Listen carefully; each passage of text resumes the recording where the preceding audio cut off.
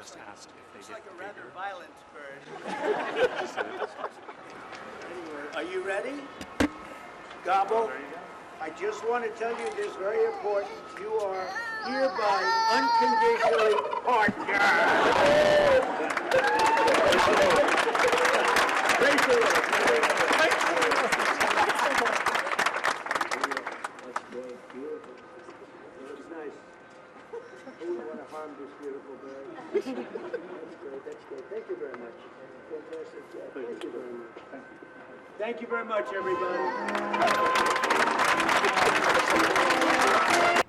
Thank you very much, and I hope you like our new beautiful patio with matching stone to the White House. If this were grass today, you'd be sinking into the mud like they've done for many years, and you would be very unhappy. Please, thank you very much.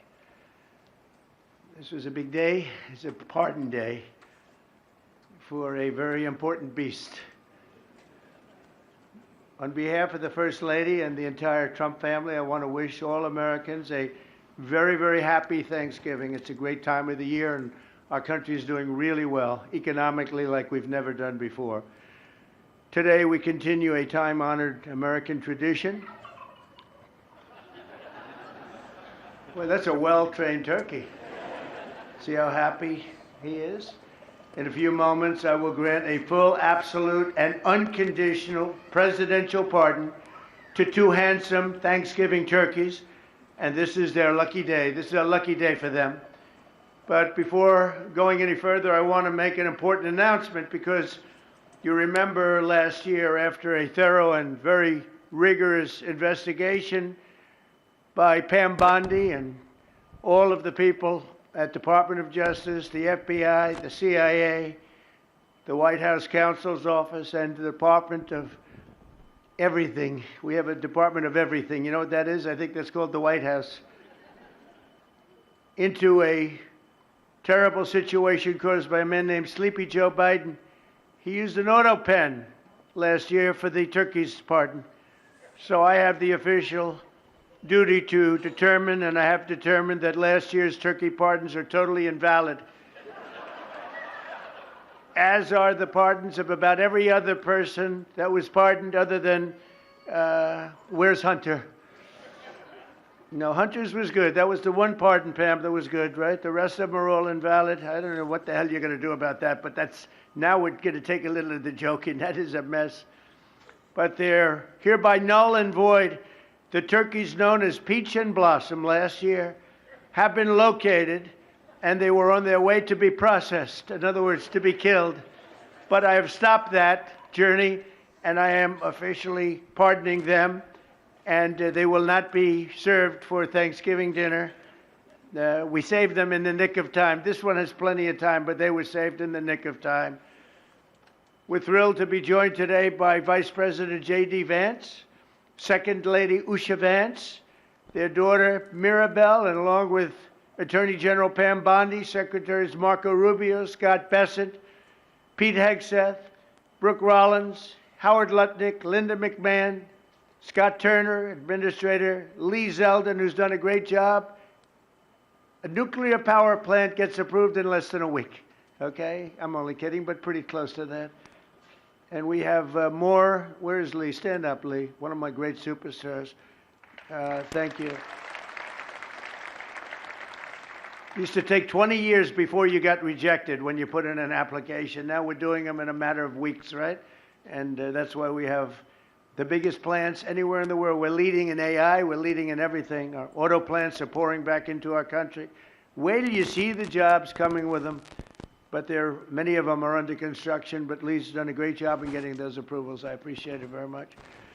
FBI Director Kash Patel, who's been very busy doing a great job. Also, thank you, Kash. Along with members of, see, you got a following, Kash. Along with members of Congress, and in particular, I want to mention Jason Smith and David Rozier. Where are those two guys? Come on, stand up, fellas. What good people. Jason knows more about the tax code than any living human being. He knows so much, we don't even want to hear about it, right? Too complicated. We're going to make it a simpler code. But we did in the great big beautiful bill that was just passed, your imprints all over that, and it's amazing. The biggest tax cuts in the history of our country for middle-income people. The biggest tax cuts in the history of our country for middle-income people, and the biggest jobs bill ever passed. And nobody thought we could get that one done. I'm glad. We actually put 4 years, actually probably 8 or 10 years, but we put 4 years worth of material into one great, big, beautiful bill.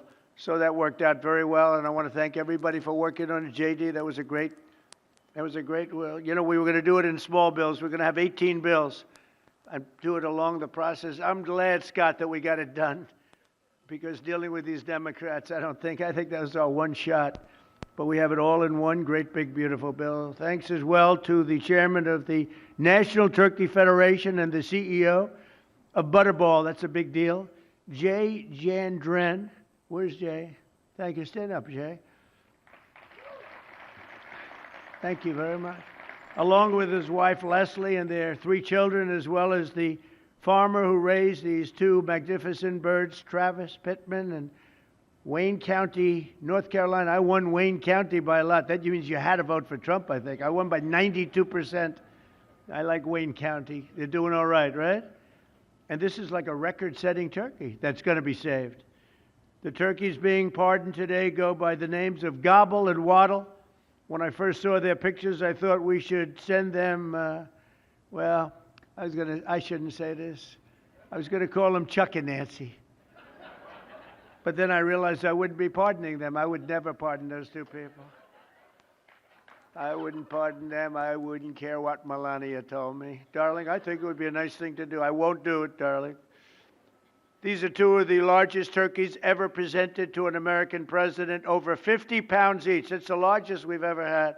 And those are big turkeys. Are they as good as the normal-sized turkey? Better or as good? Do they tend to be a little fatty, maybe? No, he said no. He knows the turkey business. Anyway, despite their size, Secretary Kennedy has formally certified that these are the first ever Maha turkeys. I don't know if I agree with that. These are Maha. In other words, they could be fat, but they're still Maha. They've been fattened on a steady diet of grass, beef, to allow the smoothies and all of the other things that they've been eating for this occasion. This was a really big occasion. But they've eaten every fattening food that you can eat. We wanted to really make them special, and they really are. They're like record-setting. I've never seen a turkey that big before. Are they violent at all? Will they attack as I walk over? Because if they were, I'll stay right up here. But as you know, we're a tough-on-crime administration. We are tough on crime. You know, our border had 0 people coming in for the last 7 months, right? 0. I mean, even I find that hard to believe. They had millions and millions of people pour into our border from prisons, from mental institutions, gang members, drug dealers.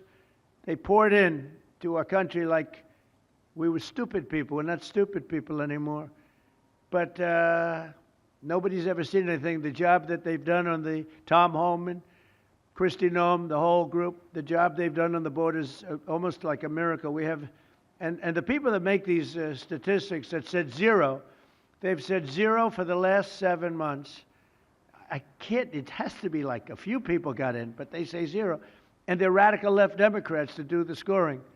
So I can't imagine they did that for us. The truth is, we have no people coming into our country illegally. It's an amazing statistic, and I'm very proud of it. And we have the most people working in the United States today, by far, than we ever had in the history of our country. So those are all good numbers. But instead of pardons, some of my more enthusiastic staffers were already drafting the paperwork to ship Gobble and Waddle straight to the terrorist confinement center in El Salvador. And even those birds don't want to be there. You know what I mean? It was a tough. I'd like to thank the president of that country. They do a rather efficient job. It's got to be the largest prison in history. I've never seen anything like it. And a lot of people are behaving on our streets now. You know, Washington, D.C. is considered a safe zone. This was one of our most unsafe places anywhere in the United States. It is now considered a totally safe city. I won't tell you about murders. We're having murders, like a lot of murders. on a weekly basis. We haven't had a murder in 6 months. And it doesn't sound good even to say that. We haven't had a murder in 6 months. But when you are averaging one and even sometimes two a week, and you haven't had one in 6 months, you can walk with your family down the middle of any street, go to a restaurant, you won't get in. They're opening new restaurants all over, and it's really been a beautiful thing to see. So Washington, D.C. is now a totally safe city, and a year ago it was a criminal mess. We removed, Pam, 1,700 people, career criminals, and people that came to this city from Venezuela and many other places. They were let out of prisons, and they came here. They were Tren de Aragua, a lot of Tren de Aragua, that's from Venezuela. And we got them all the hell out of our country, or they're in prisons now. And you can walk down any street in Washington, and you're going to be just fine. And I want to thank the National Guard. I want to thank Pete Hegseth. The job you've done here is incredible. And I hear you having the same kind of success in Memphis, Tennessee, where you had an even worse situation. And Memphis crime is down 64% in 3 weeks.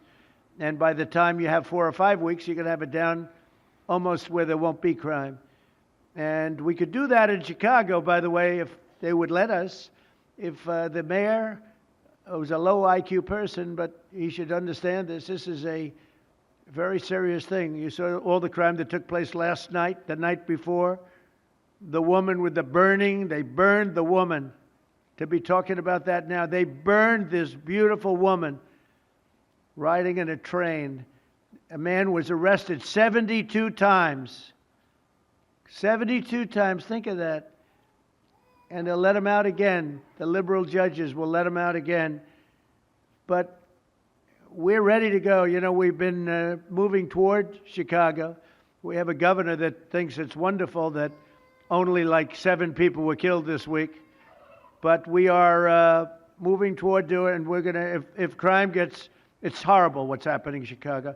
We could make Chicago a safe city in a period of 4 weeks. In a period of 8 weeks, 9 weeks, 10 weeks, it would be totally safe. And the people of Chicago want us to go there. And if you look at the crime that's taken place in Chicago in the last 2 weeks, just take a look. It's on the front page of every newspaper. It's out of control. The mayor is incompetent, and the governor is a big fat slob. He ought to invite us in, say, please make Chicago safe.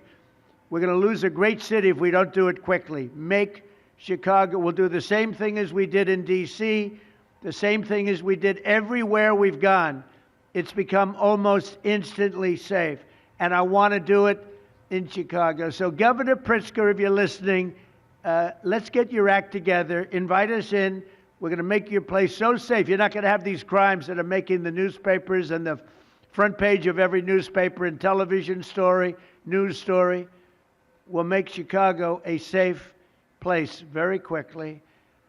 I looked at the various cases, granting mercy, discovering that the terrible trauma that everyone's going through. And I had a little bit of a Pritzker joke. I was going to talk about Pritzker and size, but when I talk about Pritzker, I get angry because he's not letting us do the job. So I'm not going to tell my Pritzker joke. They have a very cute little joke, you know. Some speechwriter wrote some joke about his weight. But I would never want to talk about his weight. I don't talk about people being fat. I refuse to talk about the fact that he's a fat slob. I don't mention it. On a more serious note, as we gather around the dinner table, I'd like to lose a few pounds too, by the way. And I'm not going to lose it on Thanksgiving, I can tell you that. Because I'm going to have a turkey, but it's not going to be that one. I hope all Americans will have the chance to enjoy the fellowship of family and friends and renew our faith in God's providence. 1 year ago, we were a dead country 1 year ago. The King of Saudi Arabia said it to me. He said it to me actually 4 months ago when I was in Saudi Arabia, Qatar, UAE. He said, you know, 1 year ago, the United States was a dead country, and now you've got the hottest country anywhere in the world. We're the hottest country. We have $18 trillion being invested as of now. We're not even close to being 1 year. The most ever was $2 trillion for a certain country I won't name when during the last administration. In 4 years, they had less than $1 trillion being invested in the country. In 9 months, we have over $18 trillion. It's a number that nobody has ever even thought possible. And that's in building plants and building so many things, investments in our country. Nobody's ever seen anything like it. But we have more people working. We have more people praying. The churches are coming back. I don't know if you've been reading that story, but religion is coming back to America. Some people say, oh, why would you mention that? To me, that's a big deal. And this Thanksgiving, we're also making incredible strides to make America affordable again. Walmart announced that the cost of their standard Thanksgiving meal is 25% lower than just 1 year ago. That's a big deal. According to the USDA, the price of Thanksgiving turkey is down 33% from its Biden-era highs.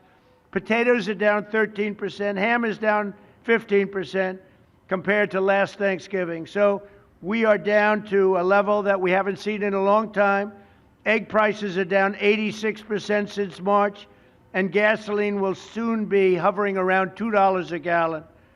Under our leadership, we passed the largest tax cuts in history, the largest spending cuts in history, the largest regulation cuts in history, and we have fully secured our southern border.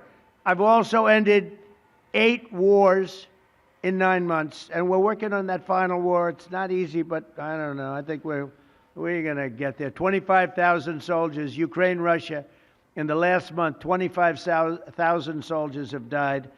So I think we're getting very close to a deal. We'll find out. I thought that one would have been gone quicker. We did 8. I thought that would have been an easier one, but I think we're making progress. In less than 1 year, we've accomplished more than most other administrations have accomplished in 8 years.